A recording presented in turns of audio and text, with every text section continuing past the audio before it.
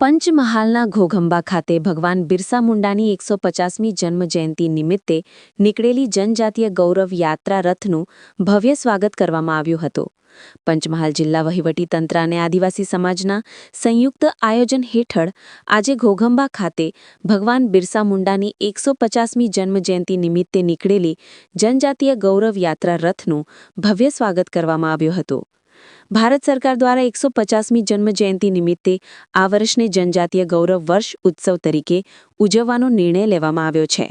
તેના અનુસંધાને ઘોઘંબા ખાતે જનજાતિ ગૌરવ યાત્રા રથના આગમન પ્રસંગે આદિવાસી સમાજના આગેવાનો તથા લોકપ્રતિનિધિઓ મોટી સંખ્યામાં ઉપસ્થિત રહ્યા હતા. ગૌરવ યાત્રા રથ ઘોઘંબા આવી પહોંચતા જ આદિવાસી સમાજના આગેવાનો દ્વારા ભગવાન બિરસા મુંડાની છબીને ફૂલહાર પહેરાવી તથા કુમકુમ તિલક લગાવી પૂજન અને આરતી કરવામાં આવી હતી. આ પ્રસંગે આદિવાસી સમાજના યુવાનો અને મહિલાઓએ પરંપરાગત ઢોલ, વાંસળી અને ટીમલીના તાલે લોકનૃત્ય કરી આખા મેદાનમાં ઉત્સવમય માહોલ સર્જ્યો હતો. આ ભવ્ય સ્વાગત કાર્યક્રમ બાદ એપીએમસી મેદાન ખાતે મહાસભાનું આયોજન કરવામાં આવ્યું હતું.